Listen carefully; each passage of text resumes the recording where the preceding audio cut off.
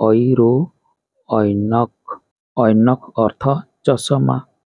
ବର୍ତ୍ତମାନ ଦେଖିବା ହିନ୍ଦୀରେ ଥିବା ସ୍ୱର ବର୍ଣ୍ଣ ଅ, ଆ, ହର୍ଷଇ, ଦୀର୍ଘଇ, ହର୍ଷଉ, ଦୀର୍ଘଉ, ରୁ, ଏ, ଐ, ଓ, ଔ, ଅଂ ଏବଂ ଅ।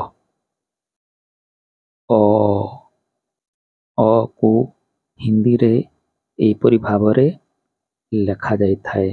ତେଣୁ ଏହିପରି ଭାବରେ ଧୀରେ ଧୀରେ କୁ ଲେଖି ଅଭ୍ୟାସ କରିବା। ଅରୁ ହେବ ଅନାର। ଅନାର କହିଲେ ଡାଳିମ୍ବ। କୁ ହିନ୍ଦୀରେ ଏହିପରି ଭାବରେ ଲେଖାଯାଇଥାଏ। ତେଣୁ ଏହାକୁ ଲେଖି ଲେଖି ଅଭ୍ୟାସ କରିବ ଏବଂ ମନେ ରଖିବ। ଆରୁ ହେବ ଆମ୍। ଆମ୍କୁ କୁହାଯାଏ ଆମ୍ବ। ହର୍ଷଇ କିମ୍ବା ଏହାକୁ ହିନ୍ଦୀରେ ଛୋଟି ଇ ବୋଲି କୁହାଯାଏ। ହର୍ଷଇକୁ ହିନ୍ଦୀରେ ଏହିପରି ଭାବରେ ଲେଖାଯାଇଥାଏ। ତେଣୁ ଧୀରେ ଧୀରେ ଲେଖି ଲେଖି ଅଭ୍ୟାସ କରିନେବ। ହର୍ଷଇରୁ ମନେ ରଖିବା ଇମଲି। ଇମଲି ଅର୍ଥ ତେନ୍ତୁଳି। ଦୀର୍ଘଇ। ଦୀର୍ଘଇକୁ ହିନ୍ଦୀରେ ବେଳେ ବେଳେ ବଡ଼ ଇ କିମ୍ବା ବଡ଼ି ଇ ରୂପରେ କୁହାଯାଇଥାଏ। ଦୀର୍ଘଇକୁ ହିନ୍ଦୀରେ ଏହିପରି ଭାବରେ ଲେଖାଯାଇଥାଏ। ତେଣୁ ଏହାକୁ ଲେଖି ଲେଖି ଅଭ୍ୟାସ କରିନେବେ ଏବଂ ମନେ ରଖିବେ। ଦୀର୍ଘଇରୁ ଇକ୍। ଇକ୍ କହିଲେ ଆଖୁ। ଏବେ ଦେଖିବା ହର୍ଷଉ। ହର୍ଷଉକୁ ବେଳେ ବେଳେ ଛୋଟ ଉ କିମ୍ବା ଛୋଟି ଉ ରୂପରେ ପଢ଼ାଯାଇଥାଏ। ହର୍ଷଉକୁ ଏହିପରି ଭାବରେ ଲେଖାଯାଇଥାଏ। ହର୍ଷଉରୁ ମନେ ରଖିବା ଉଲୁ। ଉଲୁ କହିଲେ ପେଚା। ତାପରେ ଶିଖିବା ଦୀର୍ଘଉ। ଦୀର୍ଘଉକୁ ହିନ୍ଦୀରେ ବଡ଼ି ଉ କୁହାଯାଏ। ଦୀର୍ଘଉକୁ ହିନ୍ଦୀରେ ଏହିପରି ଭାବରେ ଲେଖାଯାଏ। ଦୀର୍ଘଉରୁ ମନେ ରଖିବା ଉନ୍। ତାପରେ ଶିଖିବା ରୁ। ଏହି ରୁକୁ ହିନ୍ଦୀରେ ବେଳେ ବେଳେ ରି ଉଚ୍ଚାରଣ କରାଯାଇଥାଏ। ରୁକୁ ହିନ୍ଦୀରେ ଏହିପରି ଭାବରେ ଲେଖାଯାଇଥାଏ। ତେଣୁ ଧୀରେ ଧୀରେ ଲେଖି ଲେଖି ଅଭ୍ୟାସ କରିନେବ ଏବଂ ମନେ ରଖିବ। 5-10 ଥର ଲେଖାଏଁ ତଳ ତଳକୁ ଲେଖିନେବ। ରୁ। ରୁ ଋଷି। ବର୍ତ୍ତମାନ ଶିଖିବା କୁ ହିନ୍ଦୀରେ ଏହିପରି ଭାବରେ ଲେଖାଯାଇଥାଏ। ତେଣୁ ତଳକୁ ତଳକୁ 5-10 ଥର ଲେଖାଏଁ ଲେଖି ଲେଖି ଅଭ୍ୟାସ କରିନେବ। ଏରୁ ଏଲୋରା।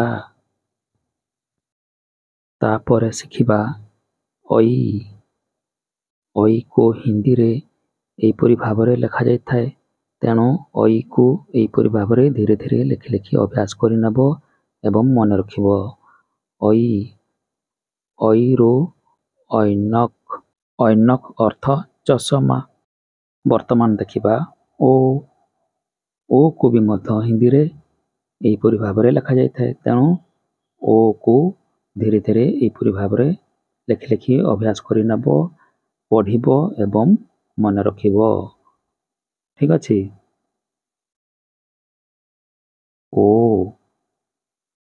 ଓରୁ ଓଖଲି। ଓଖଲି କହିଲେ ହେମଦସ୍ତା। ଔକୁ ହିନ୍ଦୀରେ ଏହିପରି ଭାବରେ ଲେଖାଯାଇଥାଏ। ତେଣୁ ଔକୁ ବି ମଧ୍ୟ ଧୀରେ ଧୀରେ ଏହିପରି ଭାବରେ ଲେଖି ଲେଖି ଅଭ୍ୟାସ କରିନେବା ଏବଂ ମନେ ରଖିବା।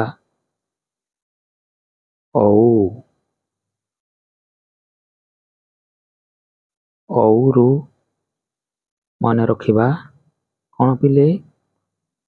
ଔରତ। ଔରତ କହିଲେ ଯେକୌଣସି ସ୍ତ୍ରୀ ଲୋକ। ତାପରେ ଶିଖିବା ଅଂ। ଅଂକୁ ଏହିପରି ଭାବରେ ଲେଖାଯାଇଥାଏ। ତେଣୁ ଅଂକୁ ହିନ୍ଦୀରେ ପ୍ରଥମେ ଏହିପରି ଭାବରେ ଅ ଲେଖିବା, ତାପରେ ଉପରେ ବିନ୍ଦୁଟିଏ ଦେବା। ଏହି ବିନ୍ଦୁକୁ କୁହାଯାଏ ଅନୁସାର। ପଢ଼ିବା ଅଂରୁ ମନେ ରଖିବା ଅଙ୍ଗୁର। ଅଙ୍ଗୁର କହିଲେ କ'ଣ? ଅଙ୍ଗୁର।